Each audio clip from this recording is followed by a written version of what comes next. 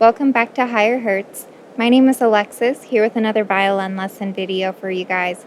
And today we're going to be talking about how to play in an orchestra. If this is your first time playing an orchestra, congratulations. Maybe you've played in orchestras several times before, but maybe you just want an audition and you're just looking for a couple extra things to keep in mind. Mostly this is geared towards beginner students who are just getting a taste of what being in an orchestra is like. So if you haven't been to an orchestra rehearsal before, you'll want to show up about 10 to 15 minutes early. This gives you an opportunity to get inside and figure out where you're going to be sitting. And sometimes they will have music for you there. You need to go talk to the orchestra manager, that sort of thing. It also gives you an opportunity to, before you play, to get tuned.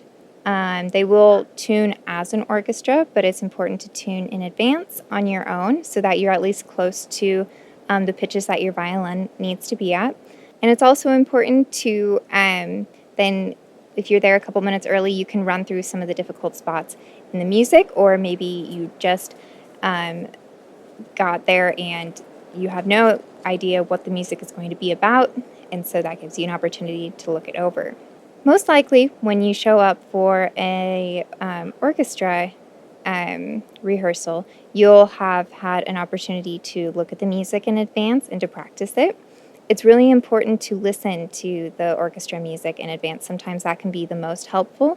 We really want to be able to come to the orchestra rehearsal with the same kind of depth of knowledge as the conductor has. So we really want to know, where does my part fit in with the whole orchestra? So if it's your first time playing in an orchestra, it's arranged for violinists that you will be sitting on the right side of the stage, or where the conductor is standing, you'll be at their left hand. There are two sections of violins. There's first violins, which is going to play more of the melodies and often quite up high. And then there are second violins, which are on the inside, and they are going to play some more of the harmonies, but also often quite a few melodies. In a professional setting and in amateur settings, it doesn't matter if you're in first or second violins. They're both equally important, and they often have the same number of players, and you can be a very advanced performer and still sit in the second violins, and it's really important that those sections are really strong. The same also applies to if you end up sitting in the back of the section. Oftentimes people will feel like, oh, if I'm sitting in the back, like that's the worst seat. That means like I'm a terrible violinist. And that's really not true at all. Most of the time in orchestras, they are varying who sits where throughout the ensemble. They want to create a really balanced sound.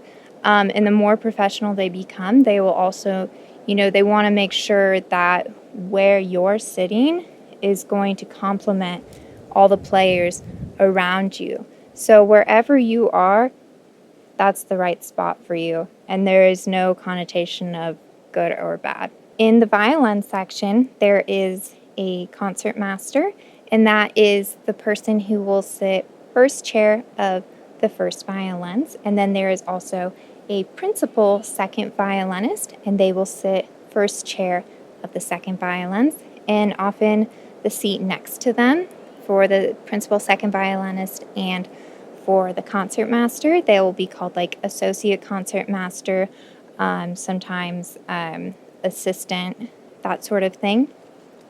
And those are those positions are positions of leadership within the orchestra.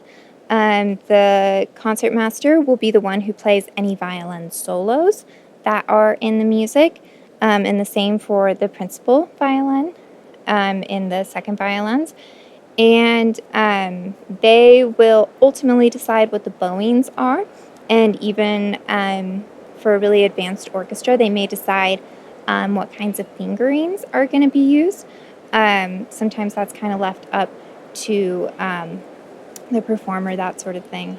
In orchestra, we're all going to be seated, and each stand is going to have 2 chairs assigned to it. So you will most likely have a buddy when you're in orchestra. If you are sitting on the outside, which means you're sitting closer to the audience, you are going to play, if the lines are ever divided, you'll play the higher line.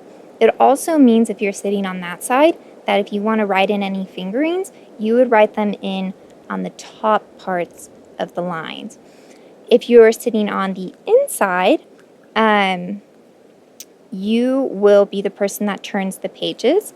So it's always really good to be super on top of that, because you're helping out not only yourself but the person sitting next to you. And then you will write your fingerings on the bottom of the lines. So there are many different kinds of orchestras that you may play in over the years of being a violinist. There are orchestras within the schools.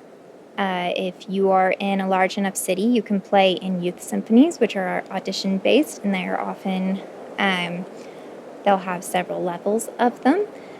They will also even have these for college students in the very large cities.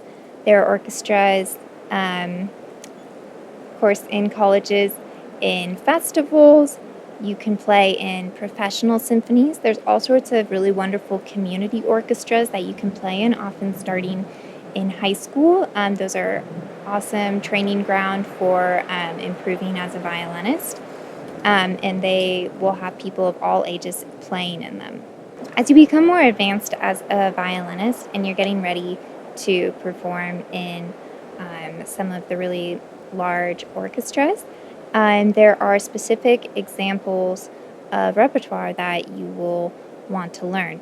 Probably the one that is most associated with a little bit of fear and a lot of time practicing is from Don Juan. There are some others from Schumann, Mozart, Brahms, Beethoven. They're going to be from all of your favorite symphonies. And in another video, I already talked about auditions and what you can do to prepare for them. So we won't cover that so much here today. As a couple more just helpful tips for when you're in orchestra, always remember to bring a pencil with you. If you're playing in a place that's a bit dim, you can always bring your own stand light. Sometimes the orchestras will provide those, especially if you're playing in a pit for a musical or an opera. And another important thing is to never lose or damage the orchestra music, because often they are renting it. So this would come at a personal cost to you if we were to lose the music from the orchestra. So if you are new to orchestra, it's really important to remember that when you guys are rehearsing as an orchestra, unless you have a very specific question for the conductor, to never be speaking out loud during the rehearsal. You always will have break times and before and after when you can chat with the people around you.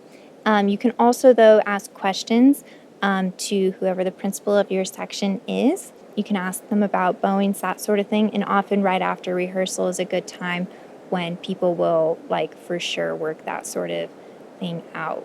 Different orchestras are going to have all sorts of different kinds of personalities. So a conductor may come in and you may disagree totally with what they're saying or how they want to run the ensemble, but it's always really important to be open-minded in orchestra rehearsals to just lots of different personalities. Often people will come from all over the globe, that sort of thing. So just being really respectful of the orchestra as a whole. And sometimes too, it may feel like you yourself aren't playing that well in a rehearsal, or maybe the person sitting beside you isn't playing that well. But it's really important to be encouraging of one another in the ensemble. Sometimes people are asked to play very last minute, and so maybe they haven't had a chance to look at the music, or you yourself are having a bad day, and so you're just not playing the way that you really want to play. Orchestra is a community experience, and it's really important to just lift everyone up within the ensemble and to always show up and do your best.